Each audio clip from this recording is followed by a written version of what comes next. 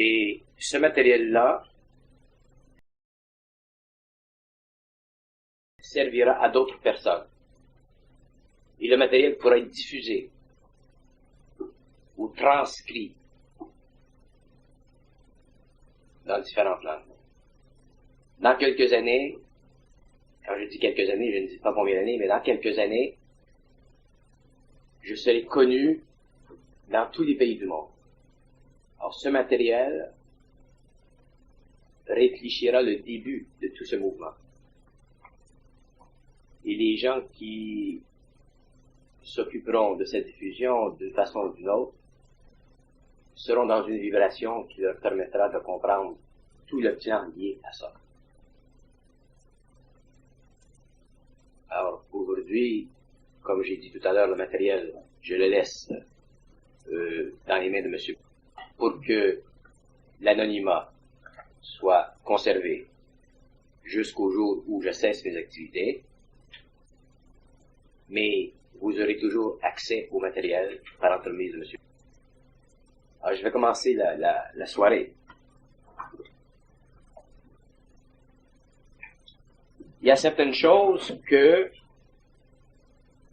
l'homme de l'avenir, quand je parle de l'homme de l'avenir, je parle de ces hommes, de ces femmes qui, avec le temps, seront conscientisés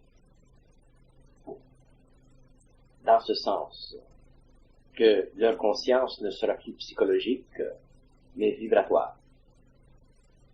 Ces hommes qui auront cette conscience vibratoire comprendront des choses qui ne se comprennent pas psychologiquement. Et c'est cette compréhension vibratoire qui définira les limites de la 5e race avec la 6e. Déjà, vous pouvez commencer à saisir ce que je veux dire. Là où, auparavant, vous pouviez, avec grande facilité, vous entretenir psychologiquement avec les hommes, petit à petit, ça devient de plus en plus pénible, et éventuellement, ça deviendra pour vous très difficile, pas parce que vous ne voudrez pas vous entretenir avec les hommes, mais parce que la nature même de votre conscience vibratoire aura été altérée à un point tel que tout discours sur la valeur psychologique de la vie sera inutile, tandis que tout échange avec des êtres qui auront été ajustés vibratoirement vous permettra d'entretenir des propos à l'infini sur la nature des choses. Et la condition de ce nouvel équilibre n'est pas une condition qui est établie par l'homme, mais qui est établie par les forces qui pénètrent l'homme. Et c'est justement à cause de cette condition qui est supramentale, supra-humaine, mais aussi à la fois unie totalement à la conscience humaine, que l'homme pourra éventuellement comprendre l'infinité, entrer en intelligence directe avec les intelligences qui parcourent les mondes suprasensibles et pour la première fois ouvrir sur la planète des champs d'activité qui aujourd'hui apparaissent comme de la science-fiction à l'homme qui fonde sa conscience de la réalité sur la raison. Nous n'avons pas beaucoup de temps, c'est-à-dire que l'humanité n'a pas beaucoup de temps pour saisir la nature vibratoire de la conscience. Et c'est à cause de ce très court temps qui demeure que des mouvements dans le monde entier, aujourd'hui, sont en train de naître afin de permettre, dans les années 90, une très grande affiliation entre les hommes appartenant à différents systèmes de pensée, à différents systèmes de philosophie intuitive qui doivent, un jour ou l'autre, s'unir, se rallier dans une vibration qui est celle que commencez aujourd'hui à Québec à saisir. La réalité de l'avenir n'est pas dans vos mains. La conception, la compréhension, la façon de voir, la façon de vous réaliser, la façon de vous projeter est entièrement en dehors de votre capacité aujourd'hui parce que vous n'avez pas encore la vibration. Votre vibration n'est pas ajustée totalement dans ce sens que votre mental n'est pas parfait. Et votre mental n'étant pas parfait, vous êtes incapable de dialoguer parfaitement avec l'invisible et, pour cette raison, comprendre les lois de la vie qui vous affectent et dont vous deviendrez un jour conscient. Il y a dans le mouvement de la conscience universelle sur la planète un élément extrêmement vaste, extrêmement concret que vous devez comprendre, et cet élément est celui du mensonge. Je vais vous expliquer la nature et la fonction du mensonge dans l'évolution d'une civilisation ou d'une race. Le mensonge est une déformation de la réalité qui sert à imprégner dans l'esprit de l'homme une qualité de la réalité, mais par le biais de son émotion, afin soit d'empêcher que l'homme connaisse certaines choses, ou, sur le plan subjectif, permettant à l'homme, qui en est le véhicule, d'interférer avec le manque de compréhension d'une autre personne. Le mensonge en soi est extrêmement simple. Il est extrêmement complexe. Il est extrêmement nécessaire. Et il est fondamental à l'évolution de toutes les civilisations dans tous les cosmos. Aucune civilisation, dans aucun cosmos, n'est libre du mensonge. Que le mensonge soit sur un plan mondial, cosmique, ou que le mensonge soit l'expression psychologique individuelle d'un homme, le mensonge est toujours régi par la même loi, celle de réduire à un minimum la résistance d'un autre ego à la poursuite des lois évolutives d'une forme d'intelligence ou d'une autre. Je vous donne un exemple sur le plan personnel. Vous avez un enfant, vous avez ou un ami de fille. Le soir, auparavant, vous êtes sorti avec une autre personne. Et le lendemain, il vous demande « Est-ce que tu es sorti hier ?» Et vous dites non. Vous dites non parce que s'il était objectif, vous pourriez dire oui. S'il n'avait pas d'émotion, vous pourriez dire oui, hier soir je suis sorti, je me suis amusé avec telle personne. Et étant objectif, il dirait, bon, tu as eu du plaisir, vous diriez oui, merci. Mais n'étant pas objectif, vous êtes forcé de dire non. Et il vous force à dire non à cause de sa subjectivité. Alors, automatiquement, vous êtes forcé de mentir à cause de la subjectivité. Sur le plan de l'évolution, sur le plan mondial, sur le plan cosmique, c'est la même chose. L'homme a été assujetti pendant des siècles au mensonge. Ce mensonge était nécessaire parce que l'homme, à cause de son émotion, aurait fait de la réalité un fantasme tellement grand qu'il n'aurait jamais pu devenir aujourd'hui un homme. L'exemple le plus concret qu'on retrouve dans l'histoire, c'est le contact entre les hommes de la Terre et les hommes venant d'autres galaxies. Lorsque ces hommes venaient sur la planète, ils faisaient de ces hommes des dieux. Alors, le mensonge était essentiel. Mais le mensonge est interprété différemment dans différentes civilisations. Dans certaines civilisations, mentir, c'est un jeu de l'esprit. Par exemple, les pays d'Arabie. Les peuples sémites. Mentir pour eux, c'est normal. Si vous faites une comparaison, une étude comparative de la psychologie de l'islam avec la psychologie de la chrétienté, c'est comme blanc et noir. En islam, on ment parce que ça nous sert. Dans la chrétienté, on ne ment pas parce que c'est pas bon. C'est pas beau. Alors, la raison psychologique du mensonge dans différentes religions du globe est différente. Et les hommes, ne connaissant pas les lois du mensonge et ne connaissant pas la relativité dans laquelle ils évoluent, sont incapables par eux-mêmes de se soustraire à la vibration du mensonge qui se situe dans l'émotion. Et automatiquement, ils en souffrent. Et la première douleur dans l'ego de l'homme qui souffre du mensonge, c'est la culpabilité, le remords, d'avoir menti. Et ce sont des formes absolument idiotes, absolument primitives, absolument retardataires, mais qui étaient essentielles lorsque l'homme avait de l'émotion, afin d'empêcher que l'homme, que l'humanité, se mente, afin d'empêcher que l'humanité retarde l'équilibre psychologique de sa civilisation, retarde les rapports essentiels entre les hommes, entre les gouvernements, entre les tribus, entre les sociétés, essentiels. Et pourtant, aujourd'hui, dans le monde occidental, par le truchement de la télévision, on se fait mentir à tous les jours. Dans le marketing, dans les produits. Un produit s'avertit, se présente au public comme étant le meilleur au monde. Et ce n'est pas vrai. Aujourd'hui, l'homme moderne est devenu plus flexible dans le mensonge. Il ne souffre pas autant du mensonge sur le plan moral, mais il en souffre aujourd'hui, maintenant, plus jamais, sur le plan émotif. De sorte qu'aujourd'hui, l'humanité d'aujourd'hui devient de plus en plus tendue, devient de plus en plus inquiète et devient de plus en plus anxieuse.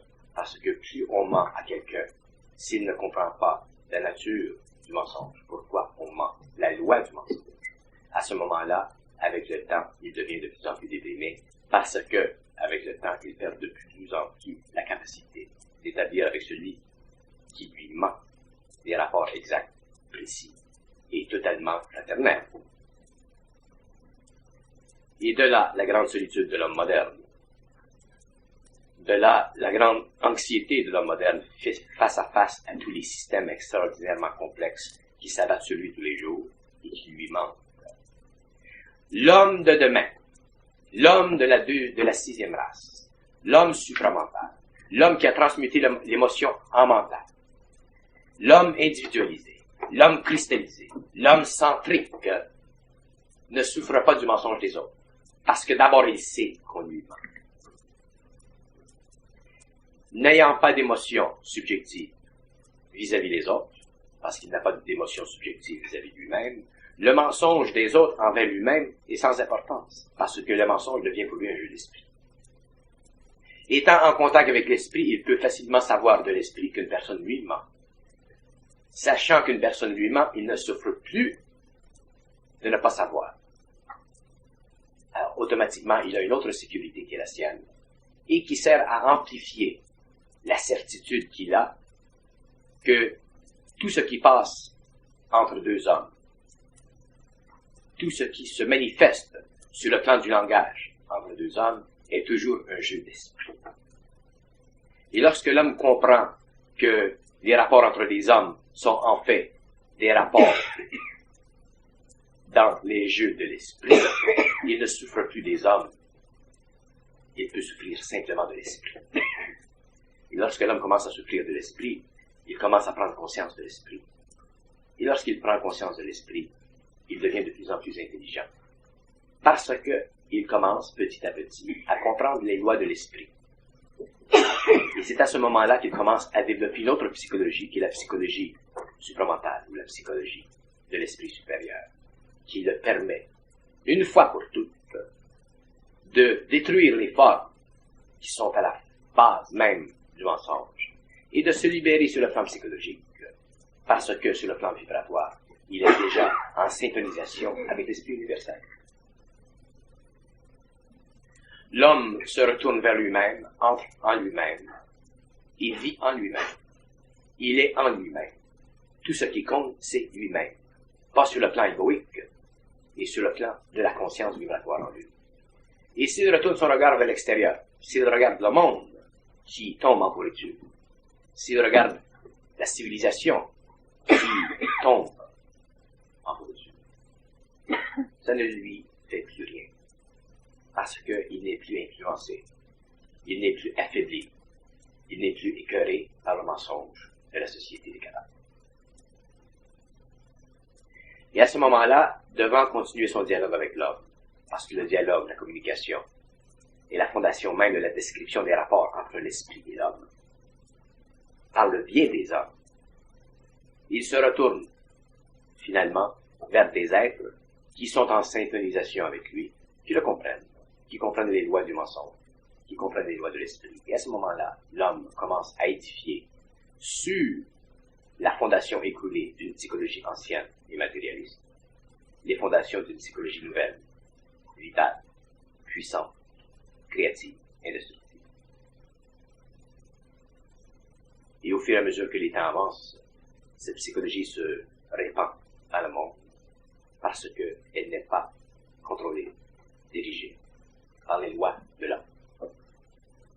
De sorte que la sixième race se répand, se comprend, se voit, se sent, se regarde et entreprend à l'intérieur d'elle-même, suivant le pouvoir vibratoire créatif des membres, de développer la civilisation selon les lois de l'unité, selon les lois de la conscience universelle. Ce que je vous dis aujourd'hui, vous le comprendrez. Et lorsque vous l'aurez compris, vous me comprendrez. Et lorsque vous m'aurez compris, vous vous comprendrez. Et lorsque vous vous comprendrez, vous serez seul. Non pas parce que vous voudrez être seul, mais parce que la solitude est la seule réelle popularité chez soi. Quand on est seul, on est bien. Parce que, à ce moment-là, on ne doit rien à l'autre. On échange. Et autant dans l'ancienne civilisation, l'homme devait à l'autre, autant dans la nouvelle, l'homme échangera avec l'autre. Et c'est dans le mécanisme de l'échange que l'homme connaîtra les grandes vertus de l'autre et qu'il réalisera en lui ce qu'il peut donner à une société dont il n'est pas l'agent précisément actif, mais plutôt le canal.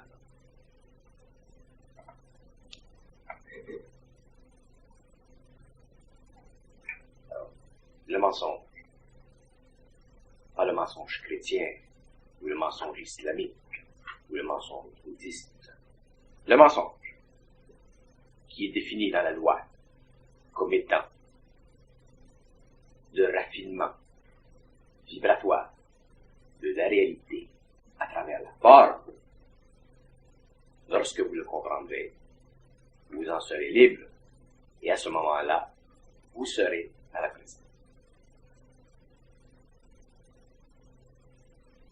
Et lorsque vous serez dans la connaissance, vous verrez que ce dans lequel vous serez n'est pas ce dans lequel vous croyez un jour de la vie. La connaissance, ce n'est pas ce que vous croyez que c'est. Et ce n'est pas de vos oignons ce que c'est la connaissance. Ce qui est de vos oignons, c'est la conscience qui donne la connaissance. Tant que vous rechercherez la connaissance, vous serez en dehors de la connaissance. Vous ne pouvez pas chercher quelque chose d'intérieur dedans. C'est une contradiction de l'esprit. Mais lorsque vous êtes dans quelque chose, vous êtes ce quelque chose. Et à ce moment-là, la perception que vous avez de ce quelque chose est totalement autre, différente de ce que vous croyez auparavant. Et pendant que vous avancez vers cette connaissance, vous êtes obligé de passer par la forêt du mensonge. Parce que ce n'est que par la destruction de la loi, du mensonge en soi, qu'on arrive à la connaissance. Le mensonge est comme une accumulation d'épines qui entourent une forteresse. La connaissance, elle est protégée par le mensonge.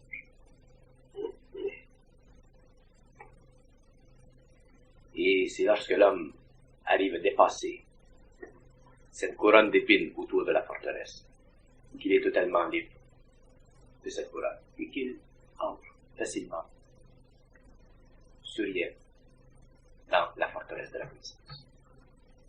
Et je vous dis, et j'avertis pas seulement vous, mais j'avertis tous les hommes, qu'un jour, l'humanité entière fera face au plus grand des mensonges cosmiques, au plus grand mensonge imposée sur la conscience de l'humanité. Et ce sera le contact entre l'homme et les extraterrestres.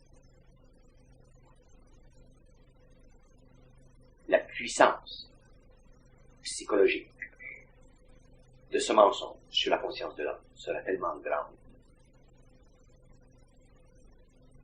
qu'une grande partie de l'humanité perdra contrôle sur elle-même et servira de pâture à des intelligences supérieures venant chercher sur la planète une humanité qui doit servir ses besoins au lieu de venir sur la planète rencontrer une humanité en frère. Ceux-là qui auront dépassé le mensonge et qui comprendront la loi du mensonge verront d'autres entités. Et ce sont ces entités, c'est vers ces entités qu'ils se dirigeront. Et c'est avec ces entités qu'ils travailleront à la construction d'une nouvelle civilisation. Mais on ne peut pas savoir sans avoir combattu le mensonge. Et quand je parle de combattre le mensonge, je ne parle pas de combattre le mensonge dans la forme traditionnelle du combat, du vrai contre le faux, le combat de la lumière contre la noirceur, le combat du faux contre le vrai. Je parle de cet état d'esprit qui permet à l'homme d'être totalement au-dessus de la polarité des forces qui dirigent l'évolution de l'univers. La grande neutralité, le contact direct entre l'homme et les forces dirigeantes de son évolution qui font partie de lui-même. Et c'est seulement là, à ce moment-là, que l'homme est capable de travailler avec les forces, que ce soit des forces positives ou que ce soit des forces négatives, et ne jamais être entaché par ces forces. Et très peu d'hommes pourront vivre cette expérience, parce que cette expérience est totalement en dehors de la forme.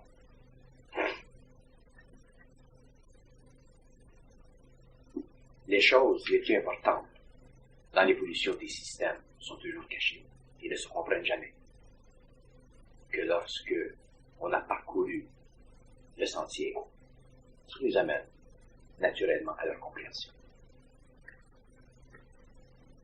Il n'est pas écrit que l'homme doit savoir tout.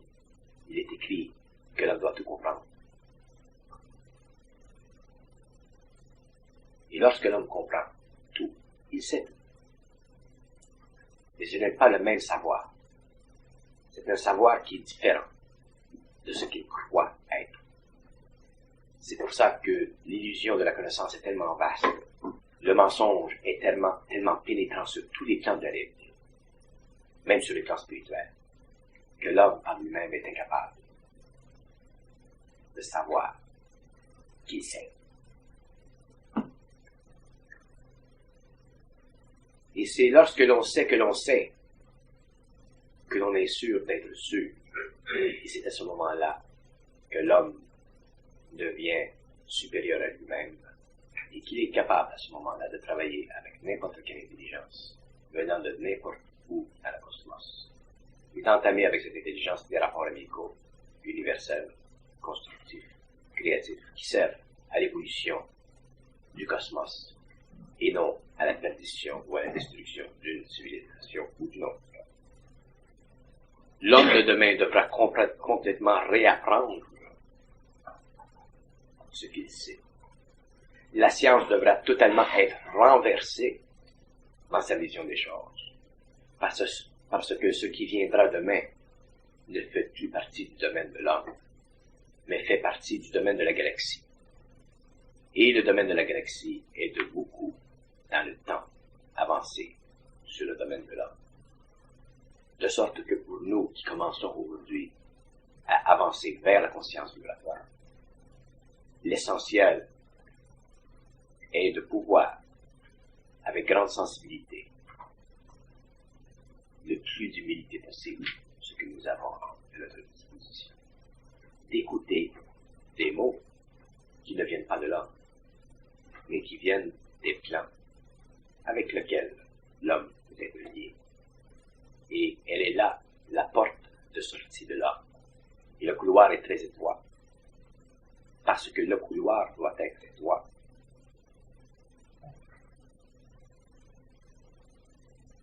L'homme doit réapprendre totalement ce qu'il sait. Doit reconquérir totalement ce qu'il a perdu. Et doit ressaisir ce qu'il n'est plus capable aujourd'hui de sentir. Et c'est par le truchement de cette vibration pénétrante, chaque jour, chaque semaine, chaque mois, chaque année, chaque décennie, que l'homme en arrive éventuellement à pouvoir contempler d'une façon consciente, auditive, visuelle, les intelligences qui dirigent l'évolution et qui sont à la base même de toutes les grandes conceptions vitales que l'on appelle le cosmos. Tant que l'on pense, on est incapable de voir. Et cette prise de position, cette prise de conscience nouvelle est essentielle parce qu'elle fait partie d'un nouveau cycle de l'évolution.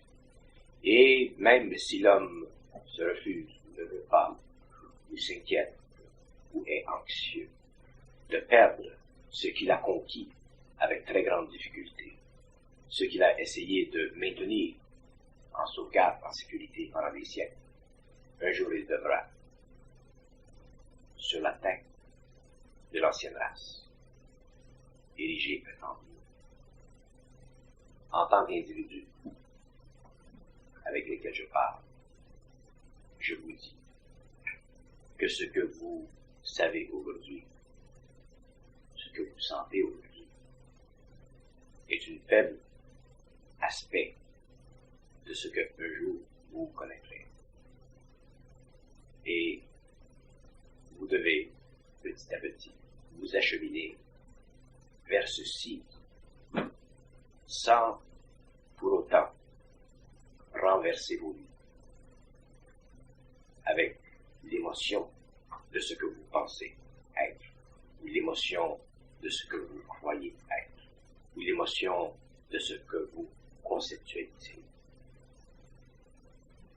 Je vous parle toujours 5 ans en avance. Et dans 5 ans, vous comprenez clairement ce que je vous ai dit 5 ans avant. Et la raison pour laquelle je vous parle 5 ans en avance, c'est pour vous empêcher d'assujettir vos esprits à une manifestation d'un pouvoir. Tant que vos esprits ne sont pas sujets à la manifestation d'un pouvoir, vos esprits grandissent par eux-mêmes. Si le temps devait être avancé et que le pouvoir devait servir à accélérer le développement de votre population, ce serait fait. Mais il est mieux pour vous d'avancer dans votre propre énergie que d'avancer épaulé par ma force. C'est pourquoi le temps devant nous est long et il sera long. Mais à un certain moment, il ne sera plus long parce que le temps n'existera plus. Lorsqu'il n'existera plus, votre conscience vibratoire sera suffisamment élevée pour vous permettre de vivre chaque jour dans la pénétration de plus en plus grande de cette conscience vibratoire qui un jour vous amènera en contact avec la réalité. Le mensonge, la compréhension du mensonge est essentielle. Vous verrez un jour ou l'autre forcé de mentir. Et lorsque vous aurez la conscience de votre acte, vous aurez aussi la compréhension de votre acte. Et vous verrez que le mensonge que vous serez obligé de faire sera essentiel pour vous empêcher de perdre pour rien de l'énergie. Ce ne sera plus un mensonge moral, ce ne sera plus un mensonge psychologique, ce sera une formule psychologique qui servira à vous épargner une perte d'énergie, parce qu'à ce moment-là, vous n'aurez plus d'énergie à perdre. Lorsque deux hommes sont sur la même longueur d'onde, le mensonge n'est pas nécessaire. Lorsque deux hommes sont sur une longueur d'onde différente, le mensonge, dans certains cas, où l'émotion est naissante, devient essentielle. Et chacun de vous, dans votre vie, a menti. Bon, je continue. Les gens, les hommes qui sont le plus près de comprendre certaines choses au niveau de la vie spirituelle sont ceux qui devront comprendre le plus la loi du mensonge. Pour deux raisons très simples. C'est que les gens qui se sont avancés dans la voie de la compréhension astrale des formes, ceux qui se sont avancés dans la voie ésotérique, dans la voie occulte, ont développé en eux une certaine vibration. Mais ces mêmes personnes, à un certain moment de la vie, seront obligées de reconstituer ce qu'ils ont appris par l'intuition intérieure et les mécanismes intérieurs de la conscience astrale, afin de se libérer totalement de la forme, soit spirituelle, soit universelle, ou soit absolue de leur expérience. Les hommes qui ont été en contact avec des maîtres spirituels, qui ont compris des aspects occultes ou ésotériques ou voilés de la conscience spirituelle, devront, à un moment donné, dans leur vie future, reconstituer totalement le domaine de leur savoir en étant obligés par eux-mêmes de détruire la forme qui a servi à leur évolution spirituelle. Je parle de ceux, surtout, qui ont été initiés, soit personnellement ou par d'autres, à conquérir, à prendre conscience de certaines expériences internes qui sont sujettes, elles aussi, aux lois du mensonge cosmique. Pour ceux qui n'ont pas eu ces expériences, le problème n'existe pas à cette échelle, il existe plutôt à l'échelle de la psychologie, de la morale, et le travail sur eux sera essentiellement moins approfondi dans cette direction. Mais tous les hommes devront un jour reconstituer en eux-mêmes et par eux-mêmes ce qui est réel. Et il a été donné à l'homme, par résonance vibratoire, la capacité d'interpréter parfaitement la dualité de toutes les formes qui servent à véhiculer sur le plan humain, dans l'expérience humaine, un aspect quelconque de la connaissance.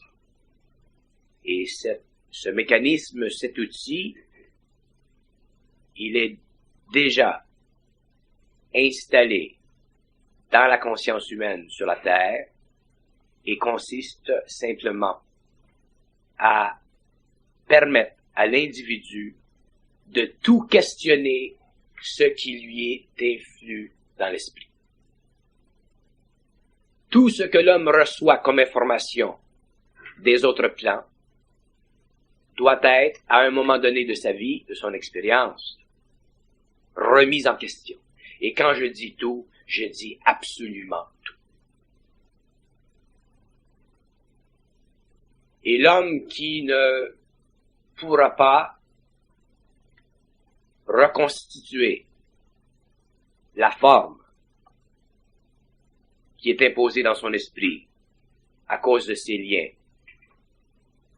avec un certain niveau de conscience, sera incapable de détruire en lui-même le noyau qui constitue le volet essentiel de la raison d'être du mensonge spirituel.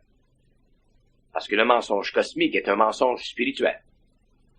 Et quand je dis un mensonge spirituel, je veux dire un mensonge qui est imposé par le monde des esprits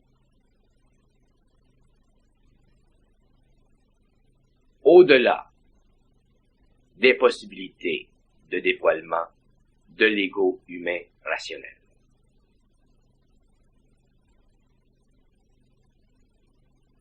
La vibration que je vous transmets dans cette soirée est essentiellement formulée sur un plan d'énergie pour vous permettre, à un moment donné dans l'avenir, de reconnaître en vous un seul juge de tout ce qui est envoyé vers votre esprit et qui doit constituer pour vous une forme ou autre de connaissance. Et c'est dans le pouvoir de cette vibration que vous trouverez en vous la capacité vibratoire de déjouer tous les sens, tous les contresens et toutes les contradictions de l'esprit sur votre esprit, afin que vous puissiez un jour être totalement libéré de la connaissance, venant d'entités, d'intelligence extérieure à vous-même. Lorsque vous serez libre de cette communication, de ces formulations, de ces formes, bien que ces formes soient élevantes, spiritualisantes, vous aurez à ce moment-là la capacité de recevoir sur vos propres épaules le fardeau de la connaissance. Mais le fardeau ne sera pas psychologique parce que vous ne serez plus attaché à la forme. Et à partir de ce moment-là, vous aurez des épaules très fortes, vous permettant de donner à ceux qui viendront après vous une forme de connaissance qui sera directement liée à la vibration de l'âme que vous aurez connue dans tout ce pèlerinage à travers la forêt immense du mensonge. L'homme de demain sera essentiellement un surhomme. Il sera essentiellement un être supérieur. Il sera essentiellement un être auquel on ne peut mentir et auquel on ne peut soustraire aucune connaissance.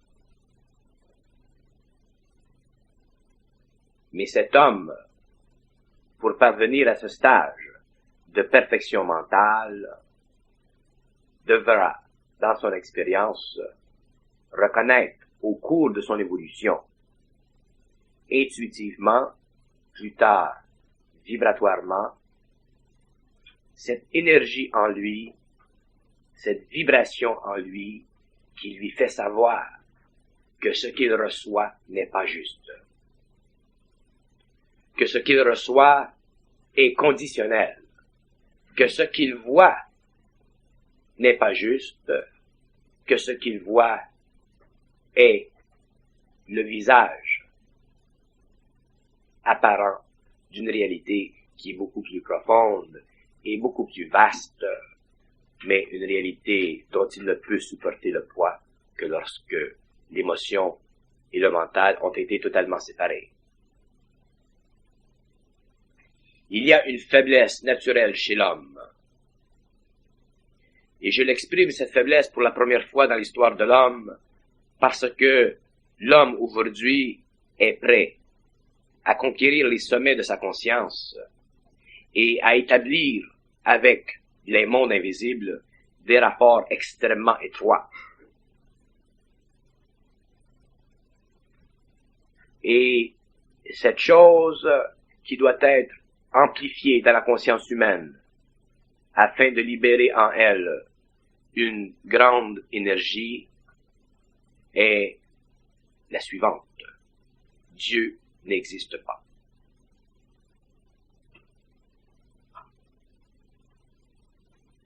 Lorsque je dis que Dieu n'existe pas, je ne dis pas que Dieu n'existe pas. Je dis que le Dieu de l'homme n'existe pas. Car le Dieu de l'homme n'est pas le Dieu absolu. Le Dieu de l'homme n'est pas la réalité absolue. Le Dieu de l'homme n'est pas la réalité qui se manifeste à lui lorsqu'il est en état de recevoir l'énergie puissante de la lumière. Le Dieu de l'homme est un fantôme créé par l'homme par l'entremise de ses sentiments pour faciliter son pèlerinage sur le plan matériel. Le Dieu de l'homme est une essentialité psychologique, est une essentialité philosophique, est une essentialité morale qui l'a protégé pendant des siècles contre des remparts avançants du barbarisme. De demander est-ce que Dieu existe est une question inutile, parce que cette question fait partie du mécanisme pensant de l'homme.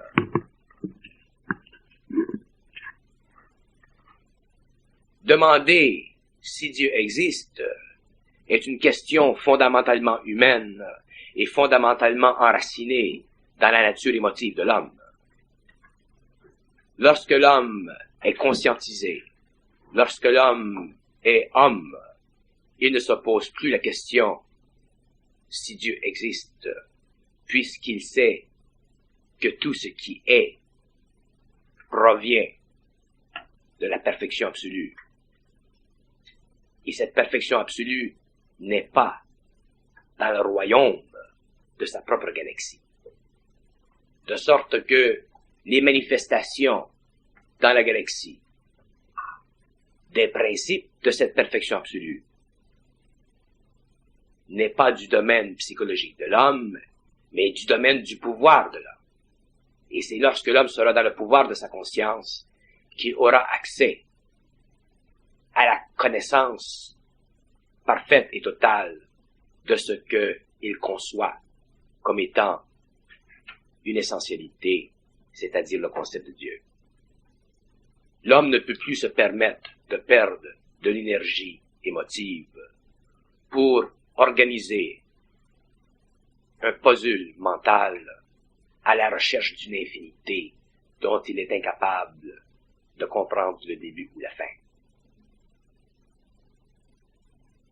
L'imposition d'un concept de Dieu sur la conscience humaine fait partie de l'histoire primitive de l'homme. Et l'homme devra un jour reconstituer